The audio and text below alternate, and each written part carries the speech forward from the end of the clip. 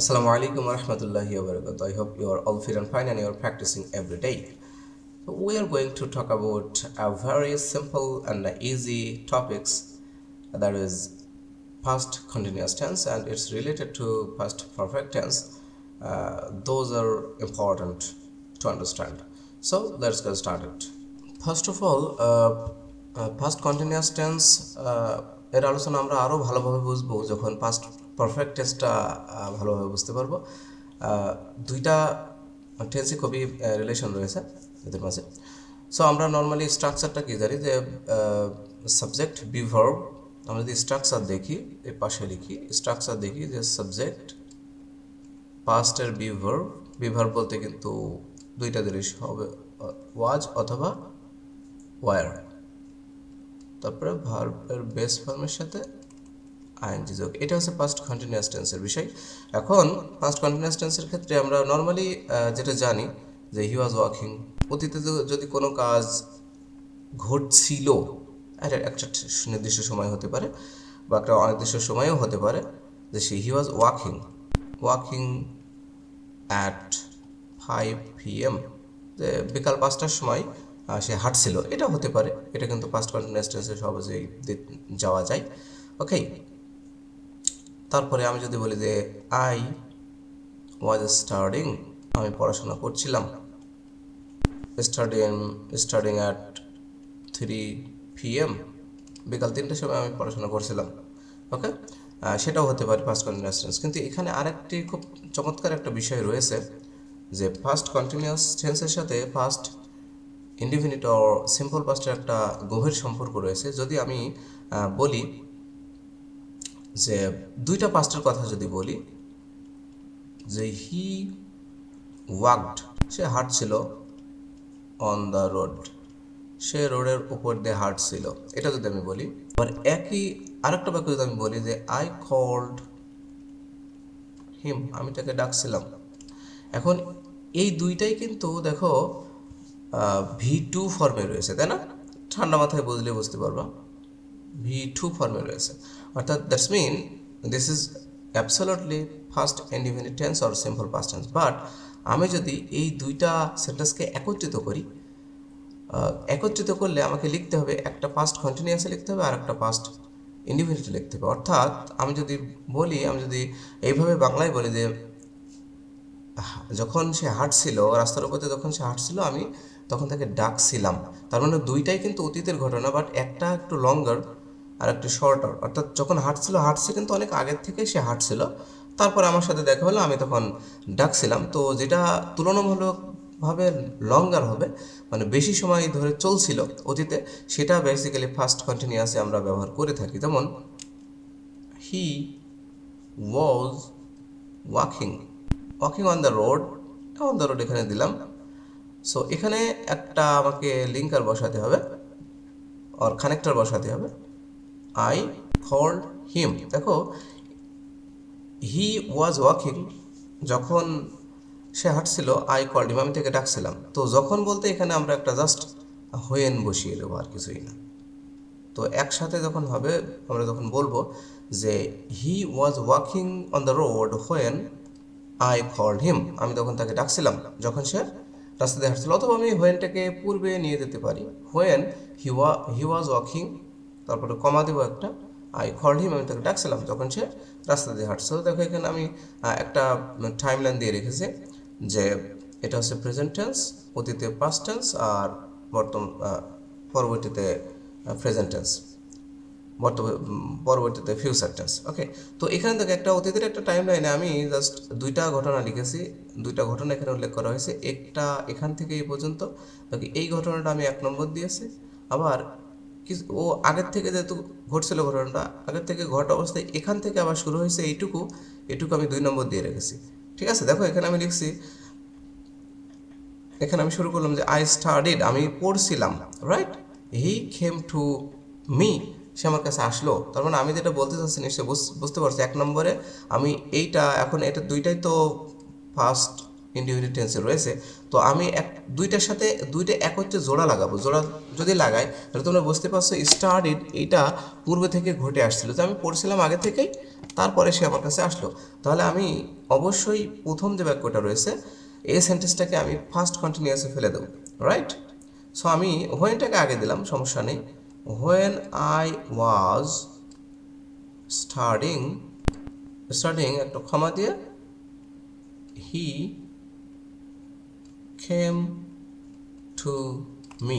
নিশ্চয়ই তোমরা বুঝতে পারছো যে দুইটা ফার্স্ট ইনডিফিনিট টেন্সকে যদি আমরা জোড়া লাগাই তাহলে তুলনামূলক যে কাজটা লঙ্গার হবে সেটা ফার্স্ট কন্টিনিউয়াস টেন্স হিসেবে পরিগণিত হয়, এবং তুলনামূলক যেটা শর্ট হয় সেটা কিন্তু first indefinite or simple first হিসেবে পরিগণিত হয়। তো এখানে আমি প্রথমেই কিন্তু স্ট্রাকচারটা দিয়ে রেখেছিলাম যে সাবজেক্টের পরে was were, by the way এখানে কিন্তু সাবজেক্ট রয়েছে, ওয়াজ ওয়ার, তারপর বেস ফর্মের সাথে আইএনজি যোগ হবে, এবং দেখো এটা লিখে রেখেছি স্পেশালি যেটা লঙ্গার অ্যাক্টিভিটি হবে। তারপর এখানে আমি একটা কানেক্টর ব্যবহার করতে পারি বা লিঙ্কার ব্যবহার করতে পারি, দেন সাবজেক্টের পরে ভি2 যেটা শর্ট অ্যাক্টিভিটি যেটা বোঝাবে। ওকে, তো এই জিনিসটা এখানে খুবই ইম্পর্টেন্ট একটা বিষয়।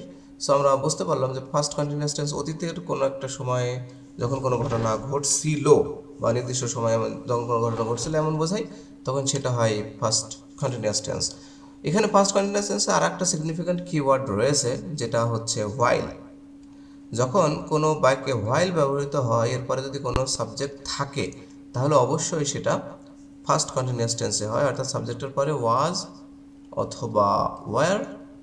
সো বেস ফর্মের সাথে কী যোগ হয়? বেস ফর্মের সাথে আইএনজি যোগ হবে প্লাস এক্সটেনশন। সো আমি যদি বলি যে হোয়াইল আই, এখানে আমি এখানে স্টাডিড লিখলাম। While I studied you shouldn't disturb, shouldn't call. তুমি আমাকে ডাকবে না যখন আমি পড়বো, তো পড়ার সময় তুমি আমাকে ডাকবে না অর্থ। এখন যেহেতু হোয়াইল রয়েছে, হোয়াইলের পরে আমরা জলজ্জান্ত একটা সাবজেক্ট দেখতে পাচ্ছি। যদি সাবজেক্ট দেখতে পাই কোনো কথা না, এটা ফার্স্ট কন্টিনিউয়াস টেন্সে হবে, অর্থাৎ এটা হবে আই ওয়াজ দেখো স্টাডিড, এটা হচ্ছে তোমার থার্ড ফর্ম, এর বেস ফর্ম স্টাডি, আর কন্টিনিউয়াস ফর্ম হবে স্টাডিং। তাহলে বাক্যটা হবে while I was studying you shouldn't disturb me বা ইউ শুডেন্ট কল মি। আবার এখানে আরেকটা বিষয় রয়েছে, হোয়াইল আরেকটা শব্দ, আমি যদি এখানে আরেকটা বাক্য যদি হোয়াইল হি, এখানে আমি দিলাম টু ওয়ার্ক, আমি যে ফর্মই দিই doesn't matter, you did not come. Okay, so while he to work, এখানে ইনফিনিটিভ ফর্ম দেওয়া আছে, ইউ ডিড নট কাম, তুমি আসবে না বা এসো না, ঠিক আছে, যখন সে কাজ করবে। সো এখানে অর্থ জানাটা মুখ্য নয়, এখানে মূল রুলসটাই বিষয়। এখানে দেখো হোয়াইল রয়েছে, হোয়াইলের পর একটা সাবজেক্ট আমরা দেখতে পাচ্ছি, দেন এটা অবশ্যই ফার্স্ট কন্টিনিউয়াস টেন্সে হবে। সো এটা হবে টু ওয়ার্কের বেস ফর্ম হচ্ছে ওয়ার্ক, ওয়ার্কের সাথে আইএনজি যোগ হবে, সামনে যাবে was. So he was working you did not come. আশা করি তোমরা ফার্স্ট কন্টিনিউয়াস টেন্স ক্লিয়ার হয়েছে। আমরা দেখি একটু নোটসের মাধ্যমে আমরা একটু দেখবো এই বিষয়টা আরও একটু ক্লিয়ার করবো। আমরা দেখতে পাচ্ছি এখানে তোমাদের ফার্স্ট কন্টিনিউয়াস টেন্স বা ফার্স্ট প্রোগ্রেসিভ টেন্স দেখা যাচ্ছে। সো স্ট্রাকচার আমরা জানি যে সাবজেক্টের পরে নর্মালি বি হয়, বি এর ফার্স্টের বি বলতে were, was were, and base ফর্মের সাথে আইএনজি যোগ প্লাস এক্সটেনশন। তো চেনার কিছু উপায় রয়েছে। সাধারণত অতীতের কোনো নির্দিষ্ট সময়ে কোনো কাজ চলছিল এমন যদি বোঝায় তাহলে এটা ফার্স্ট কন্টিনিউয়াস ফর্মে দিতে হবে আমাদেরকে। এটার একটা স্ট্রাকচার থাকতে পারে যে সাবজেক্ট ওয়াজ ওয়ার বেস ফর্মের সাথে আইএনজি যোগ। এখন দুইটা ঘটনা যদি ঘটে, একটা তুলনামূলক লঙ্গার ঘটনা ঘটলে সেটা আমাদের ফার্স্ট কন্টিনিউয়াসে যায়, আর পরবর্তীতে সাবজেক্ট প্লাস ভি2 শর্ট কোনো অ্যাক্টিভিটি যদি থাকে তাহলে সেটা ফার্স্ট ইনডিফিনিট বা সিম্পল পাস্ট টেন্সে যাবে, যেটা তোমরা খুব আরও সহজে বুঝতে পারবা ফার্স্ট পারফেক্ট টেন্সের ক্ষেত্রেও একই ঘটনা ঘটবে। আবার সাধারণত হোয়াইলের পর সাবজেক্ট থাকলে সেটা ফার্স্ট কন্টিনিউয়াস টেন্সে হয়। যেমন ফর এক্সাম্পল হোয়াইল উই, এই দেখো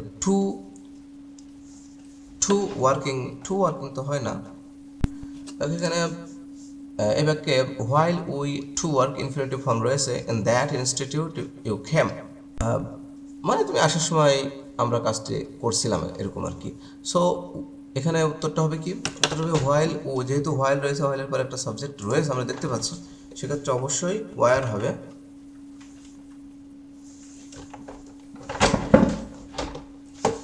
ওয়ার ওয়ার্কিং, অবশ্যই ওয়ার ওয়ার্কিং হবে, দিস ইজ ভেরি ইজি। একইভাবে হোয়াইল রয়েছে, সেকেন্ড ব্যাকে আমরা দেখতে পাচ্ছি while he study hard you should not disturb him. কঠোর পরিশ্রমের সময় বা কঠোর লেখাপড়া করার সময় তাকে তোমরা ডাকবে না। সো হোয়াইল যেহেতু আছে আমরা বুঝতে পারছি ওয়াজ স্টাডিং হবে, এতে কোনো সন্দেহ নাই। ওয়াজ স্টাডিং তোমরা দেখতে পাচ্ছ, এটা ফার্স্ট কন্টিনিউয়াস ফর্ম করবে যেহেতু হোয়াইলের পরে একটা সাবজেক্ট রয়েছে আমরা দেখতে পাচ্ছি। একইভাবে he was walking when it started to rain, এটাও কিন্তু একই বিষয়। এখানে ওয়াজ ওয়াকিং আমরা দিচ্ছি কারণ এটা অতীতে একটা ঘটনা, যখন সে হাঁটছিল তখন বৃষ্টি নামলো, অর্থাৎ যখন হাঁটার ঘটনাটা অতীতে দীর্ঘ সময় ধরে চলে আসছে এবং রেইন বৃষ্টি হওয়ার ঘটনাটা কিন্তু পরবর্তীতে শুরু হয়েছে। এই জন্য হাঁটার ঘটনা যেহেতু দীর্ঘমেয়াদী লঙ্গার, এই জন্য এটা ফার্স্ট কন্টিনিউয়াস ফর্মে থাকবে এবং স্টার্টেড টু রেইন এই ঘটনাটা যেহেতু শর্টার, এই জন্য এটা ফার্স্ট সিম্পল পাস্ট বা ফার্স্ট ইন্ডিপেন্ডেন্ট টেন্সে থাকবে। একইভাবে আরেকটা ঘটনা, they were playing at 3 PM, আমি যেটা বললাম যে সাধারণত অতীতের কোনো নির্দিষ্ট সময়ে কোনো কাজ চলছিল এমন বোঝালে সেটাও ফার্স্ট কন্টিনিউয়াস টেন্সে হয়। Okay, that's all for today's. So I hope you understood my videos and basically past continuous tense, that is very easy tenses, and I think of course you will be able to all type of tenses from watching my videos, and I think you are watching my all types of videos. Keep learning consistently and keep growing your career. Until then, Allah Hafiz, Assalamu alaikum wa rahmatullahi wa barakatuh.